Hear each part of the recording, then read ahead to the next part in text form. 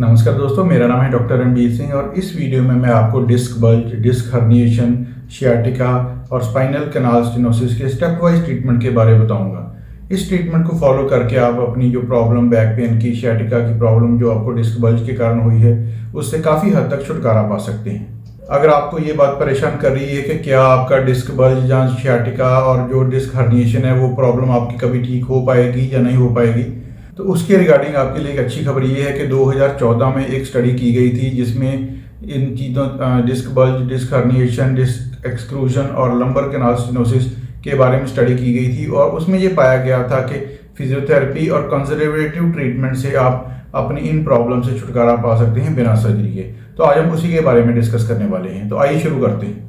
दोस्तों, सबसे पहली स्टेज जो डिस्क प्रॉब्लम की होती है वो डिस्क बल्ज होती है।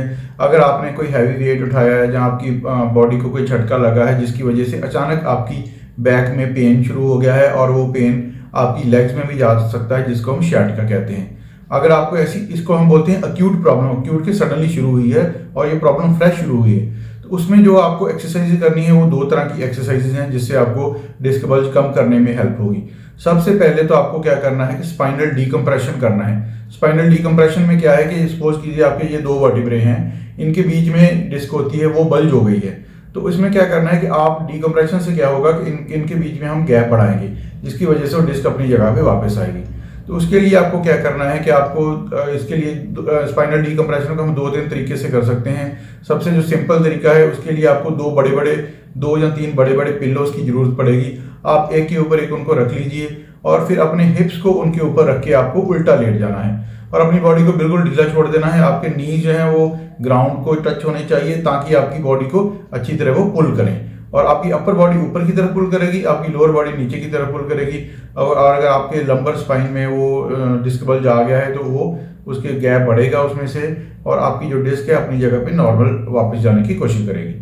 स्पाइनल डीकम्प्रेशन करने के और भी तरीके हैं, उनके बारे में भी आपको मैं एक दो चीज़ें बता देता हूँ। एक और तरीका ये है कि आप इसमें अगर आपके पास कोई ओवरहैंगिंग बार है तो उससे आप लटक सकते हैं, लेकिन इसमें आपको ध्यान ये रखना है कि आपको बिल्कुल हवा में नहीं लटकना है। आपके पैर हैं जो नीचे जमीन पे टच होने चाहिए ताकि जो आपकी बॉडी की पुल है वो अच्छी तरह इफेक्टिव हो और आपको स्पाइनल डीकम्प्रेशन करने में हेल्प मिले।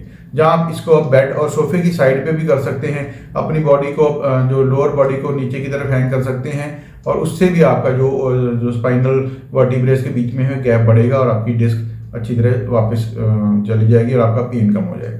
दूसरी एक्सरसाइज जो हमें अक्यूट डिस्क बल्ज और शियाटिका में करनी है वो है मैकेंजी एक्सरसाइजेज या योगासन में लिए तो इसको हम cobra pose, half cobra pose और फुल कोबरा पोज भी बोलते हैं। इसके लिए क्या करना है कि आपको अपने पेट के बल लेट जाना है। आप किसी मैट या बहुत ऐसी सॉफ्ट जगह पे, बेड वगैरह पे ना लेटिए, नीचे जमीन पर मैट बिछा के लेटे तो उससे अच्छा रिजल्ट मिलेगा। और फिर ऐसे आपको क्या करना है कि अपनी एल्बोज को अपने शोल्डर्स के नीचे लेवल तक रख लेना है और अपनी अपर बॉडी को ऊपर की तरफ उठाना है। वहाँ आपको 5 सेकंड तक होल्ड करना है और जितना आपको कंफर्टेबल लगे 4 से 5 बार इसको रिपीट करें, फिर धीरे धीरे इसको बढ़ा लें। यह है half cobra pose. Full cobra pose में क्या करना है, आपको अपनी हथेलियों के ऊपर, हाथों के ऊपर शोल्डर लेवल के साइडों पे रख लेनी है और पूरी बॉडी को अपनी एल्बोज को सीधा करके ऊपर की तरफ उठाना है। उसी तरह से 5 सेकंड तक आप होल्ड कर सकते हैं। इस एक्सरसाइज को भी स्टार्टिंग में 5 से 10 बार कर सकते हैं, फिर धीरे धीरे इसको 10 से 15 बार आप इसको बढ़ा सकते हैं, क्योंकि जो डिस्क बल्ज होता है वो ज़्यादातर पीछे की तरफ होता है। तो इस तरफ अगर सपोज की ये आपकी बॉडी की पेट वाली साइड है और ये रीढ़ की हड्डी वाली साइड है, ये आपके मणके हैं, तो आपके जो डिस्क बल्ज है इस साइड ऊपर को हुआ है। तो जब आप मैकेंजी एक्सरसाइज करेंगे तो ये गैप ऐसे क्लोज होगा और इसकी वजह से आपकी जो डिस्क बल्ज हुई है वो वापस अपनी जगह पे जाएगी। तो ये था अक्यूट स्टेज का ट्रीटमेंट। अब आगे अगर आपको काफ़ी दिनों से पेन है, कुछ महीनों से, कुछ सालों से पेन है, आपको कॉन्टिन्यूसली लोअर बैक में पेन है, कुछ आज थोड़ा सा चलने के बाद आपकी टांगों में पेन हुआ है, तो वो हो सकता है कि आपकी डिस्क एक्सट्रूडेड हो गई हो, स्क्विस्टेटेड हो गई हो, जिसकी वजह से आपकी जो स्पाइनल कैनाल है, जिस एरिया में से आपकी जो स्पाइनल कॉर्ड पास करती है, उसमें थोड़ा गैप कम हो गया है और उस वजह से आपकी स्पाइनल कॉर्ड के ऊपर प्रेशर पड़ता है और उसकी वजह से आपकी टांगों में और बैक पेन होती है। तो अगर आपको काफ़ी टाइम हो गया है बैक पेन होते हैं तो आप इसको क्रोनिक स्टेज में चले गए हैं। क्रोनिक स्टेज के लिए आपको क्या करना है, उसके लिए 3 एक्सरसाइजेज आपको करनी है। सबसे पहली जो आपको एक्सरसाइज करनी है वो है पेल्विक टिल्ट। पेल्विक टिल्ट में आपको सीधे लेट जाना है और अपने नीज को, घुटनों को मोड़ लेना है और आपको अपने हिप्स को ऊपर की तरफ रोटेट करना है। इस तरह से रोटेट करना है कि आपका पेट टाइट हो जाए और आपकी जो ज़मीन और आपकी बैक के बीच में थोड़ा सा गैप है वो आपका बिल्कुल ख़त्म हो जाए और आपकी बैक बिल्कुल ज़मीन को टच करे। तो इस एक्सरसाइज को जब आप ऊपर को अपने हिप्स को रोटेट करेंगे तो 5 सेकंड तक होल्ड करना है। उसी तरह से आप 5 से 10 बार स्टार्ट कर सकते हैं और धीरे धीरे उसको बढ़ा सकते हैं।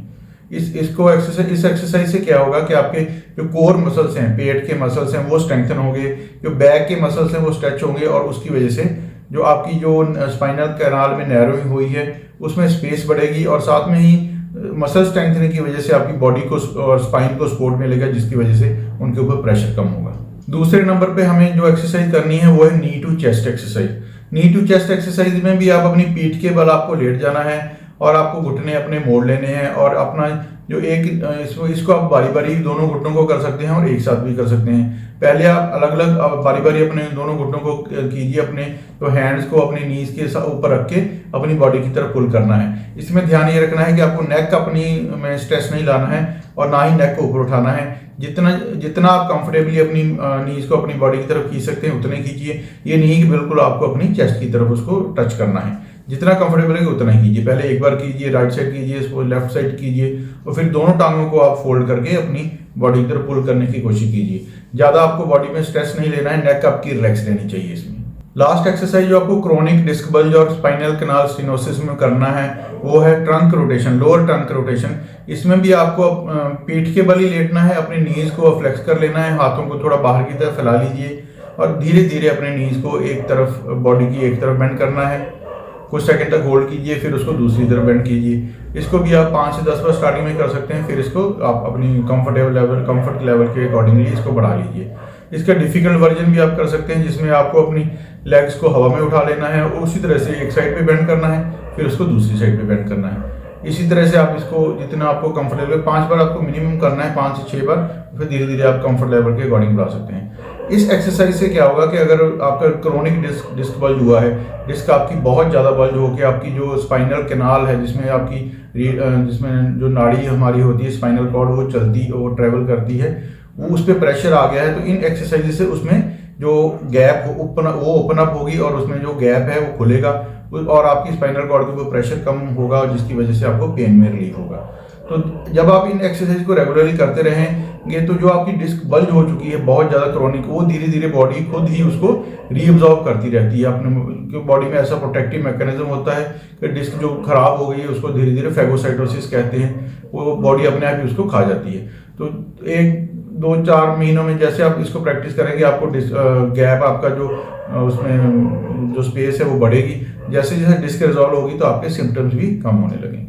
तो दोस्तों ये था स्टेप वाइज ट्रीटमेंट जो आपको अपनी लोअर बैक पेन में डिस्क बल्ज से लेके आपको स्पाइनल कैनाल स्टेनोसिस तक फिजियोथेरेपी ट्रीटमेंट आपको करना है। अगर आप इस ट्रीटमेंट को प्रॉपरली फॉलो करेंगे तो मुझे उम्मीद है कि आपको पेन रिलीफ काफ़ी ज़्यादा मिलेगा और आप हिम्मत नहीं हारनी है, आप इसको कंटिन्यू रखिए। साथ में ही अपनी जो डॉक्टर मेडिसिन वगैरह दे रहे हैं वो भी आप लीजिए, तो आपको काफ़ी अच्छा मिलेगा।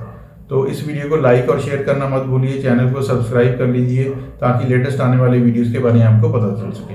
आपका बहुत बहुत धन्यवाद ये वीडियो देखने के लिए। हम जल्दी मिलेंगे नए वीडियो में।